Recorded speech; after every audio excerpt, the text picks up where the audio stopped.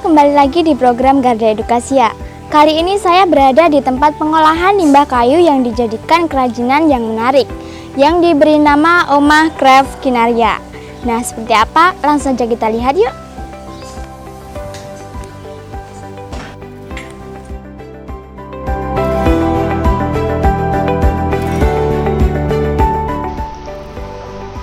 Omah Craft Kinaria berada di Desa Mojorejo, Kecamatan Kebonsari, Kabupaten Madiun. Terdapat banyak sekali kerajinan tangan yang berasal dari limbah kayu yang diproduksi.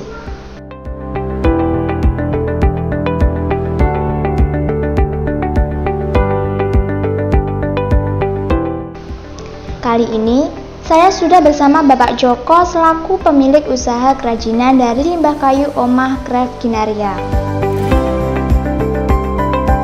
Dari pertama kali inspirasi untuk membuat karya ini dari mana, Pak? Kalau ngomong inspirasi, Mbak, kalau memang saya membuat kerajinan kayu, kalau khususnya wayang loh ini ya. Kalau wayang ini belum lama, sebenarnya 2018. Tapi kalau membuat wayangnya sudah lama sebenarnya. Dulu kita membuatnya di kulit, terus di kertas.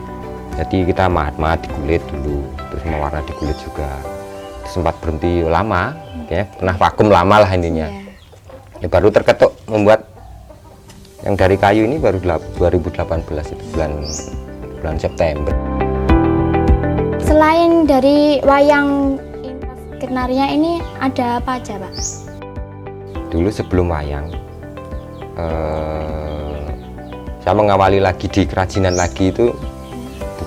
Bukan wayang ini, Mbak, bukan wayang kayu ya. Jadi yang pertama kali dibuat bukan wayang ya, Pak? Bukan, malah kita dulu buat celengan lukis. Yang dari intinya kita memanfaatkan limbah. Itu kan ada limbah limbah bekas roll itu ya buat celengan lukis sama serbuk kayu itu. Terus kepikiran ini dulu juga tantangan sebenarnya teman.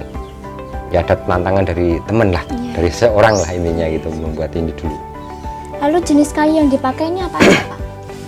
Macam-macam, ada limbah yang kita manfaatkan banyak, Mbak, macam-macam kayunya ya.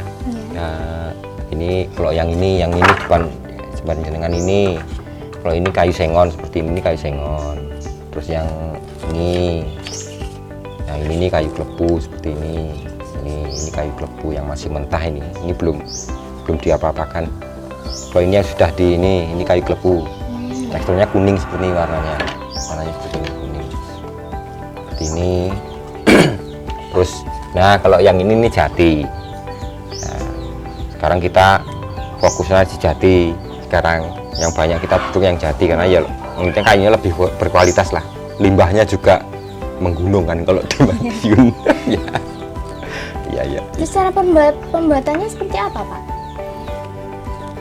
Cara pembuatannya macam-macam. Lah kalau ini seperti ini, kalau ini kan jadi tiap kayu beda, Mbak, penanganannya. Kalau kita pakai kayu sengon ini kita cukup pakai pisau ini. Jadi kita membuat teksturnya, ngukirnya pakai pisau seperti ini.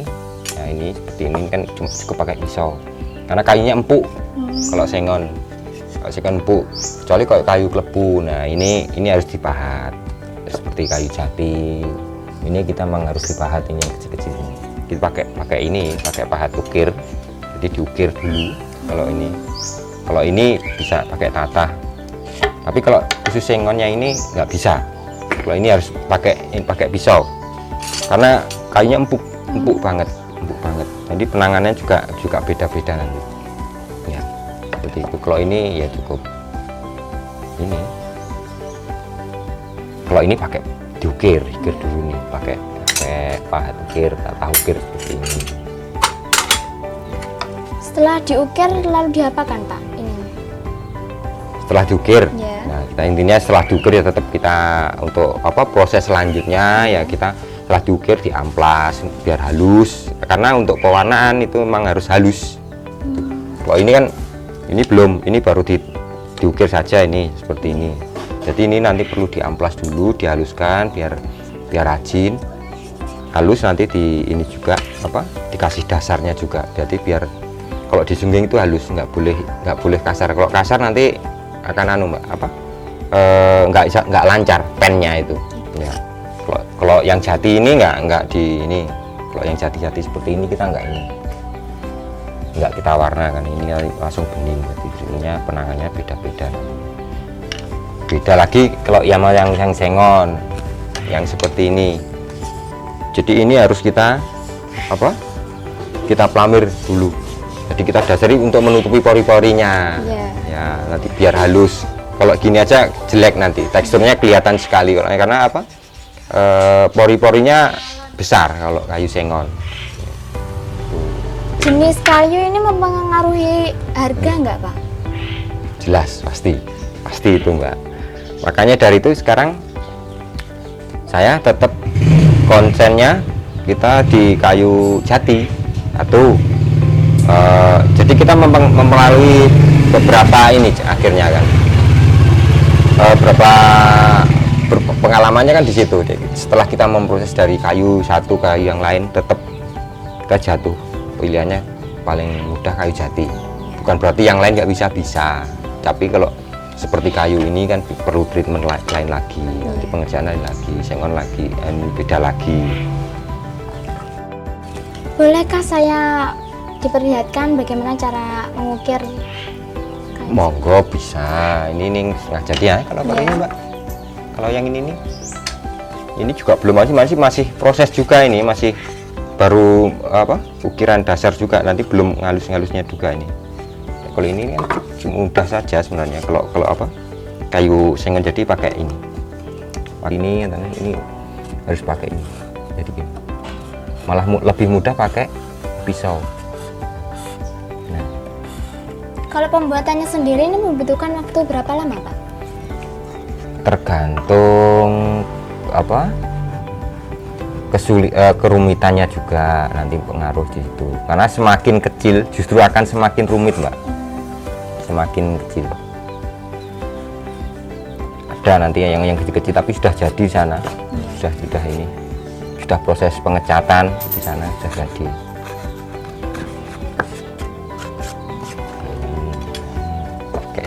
Pakai pisau saja kalau yang ini. Nah nanti setelah ini kita amplas. Jadi setelah kita ini dasarnya sudah kan seperti kan masih kasar ini. Nanti kita amplas dulu biar rata. Setelah itu kalau kayu sengon begini kita pelamir. Jadi kita dasar untuk menutupi pori-porinya, diamplas lagi. Jadi prosesnya masih lama Mbak. Justru kalau sengon ini lebih lama. Beda kalau kayu jati. Ini prosesnya lebih mudah karena kayunya keras. Itulah unggulnya kayu jati gitu. Jadi lebih mudah di pengerjaannya. Dia dibilang empuk ya empuk, dibilang keras ya keras. Kalau kayu jati seperti ini. Jadi ini treatmentnya lebih mudah dan satu pasti lebih awet. Kalau kayu jati itu kan. Langsung saja lihat proses pengecatannya gimana Pak? Ya monggo bisa di dalam Mbak. Kalau di sini yang kasar-kasar ini di luar. Kalau ngeceng dia di sana, monggo. Yuk. Pak, monggo sana.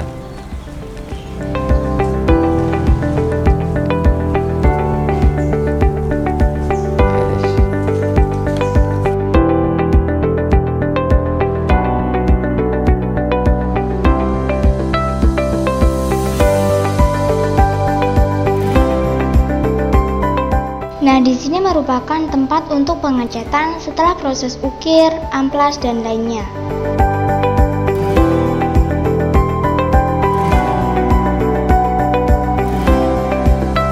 Proses pengecatannya sendiri membutuhkan waktu yang lama. Pengecatan dibagi menjadi 3 tahapan. Tahapan pertama yaitu pewarnaan dasar, tahapan kedua pewarnaan corak, dan tahapan ketiga yaitu proses clear.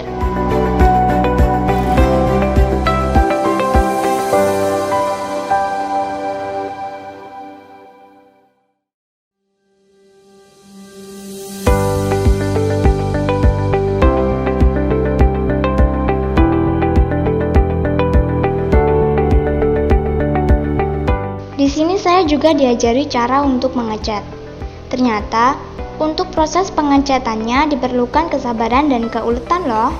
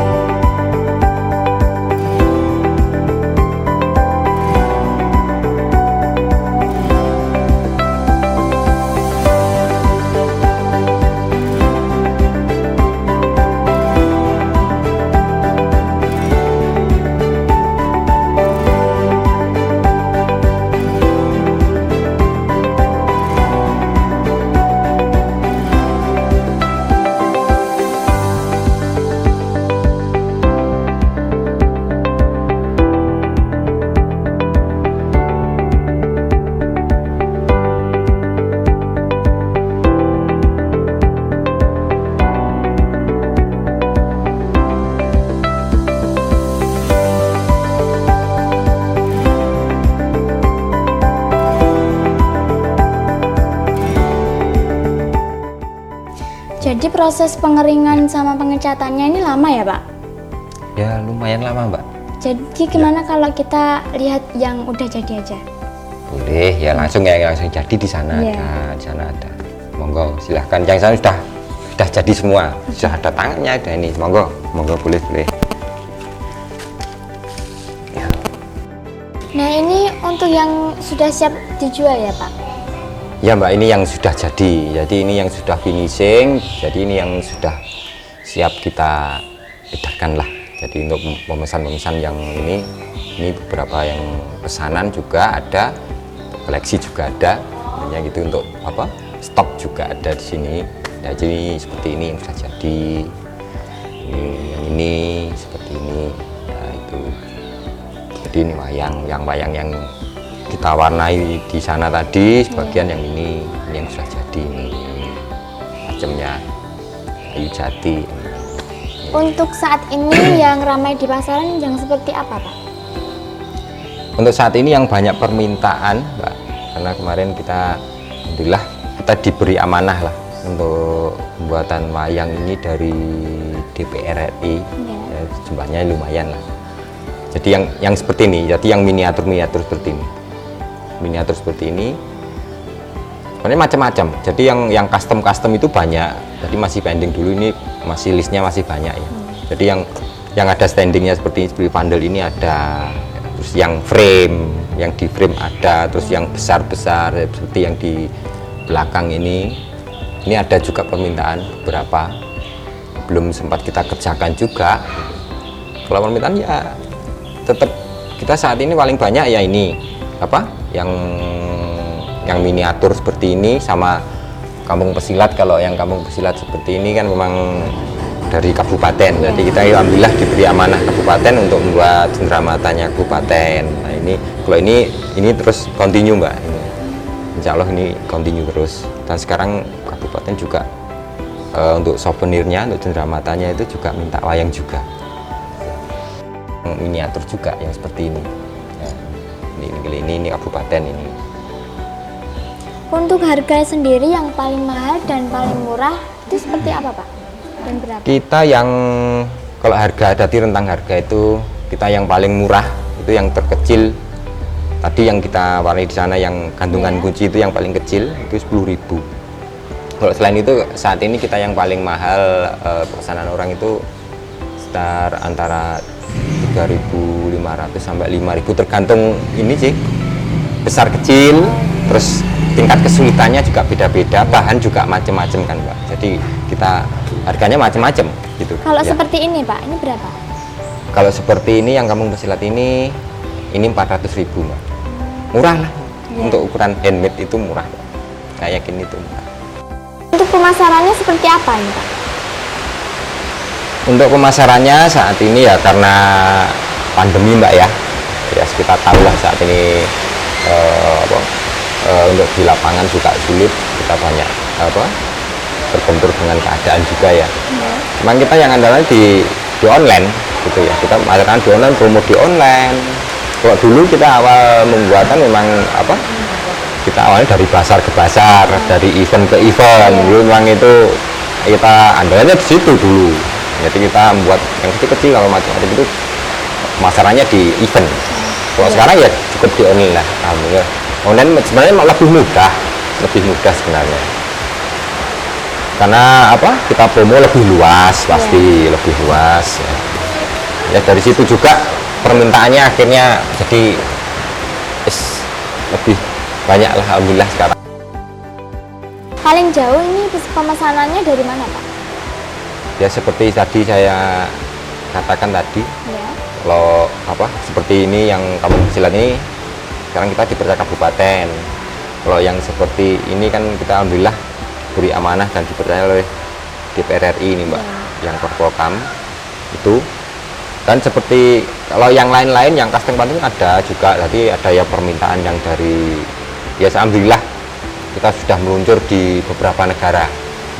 Dulu awalnya di Jepang, waktu kita awal pameran itu malah di Jepang itu, wah senengnya minta ampun Mbak, cuma satu pasang, jadi yang beli itu orang Jepang, dibawa ke Jepang sana ya, sambil kita ambil promo lah, ya sekarang kok juga ada pesanan lagi lah gitu. Dulu awal Jepang, sempat yang dari apa Jepang terus ke Cina waktu itu yang membawa delegasi Indonesia.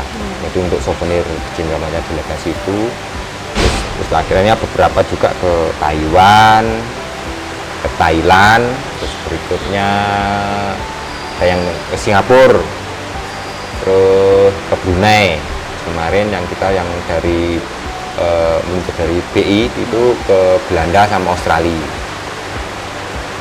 Ini yang belakangan ini juga kemarin ke Australia sama Malaysia. Ya, ini terakhir ini kan ke Malaysia. Iya. Karena mau sebenarnya ada nyana ke Qatar sebenarnya dulu ke Qatar sama ini ya karena pandemi kita batal akhirnya nggak bisa. Ya. Oke, baik Pak, terima kasih informasinya mengenai Omah Craft Kinaria ini. Oh ya, makasih sama-sama Mbak. Nah pemirsa, itu tadi informasi mengenai Omah Craft Kinaria. Jika Anda berminat, Anda bisa langsung datang ke alamat Desa Mojorejo, Kecamatan Kebonsari, Madiun, atau bisa melalui sosial media. Saya bersama tim undur diri, tetap jaga kesehatan dan sampai jumpa.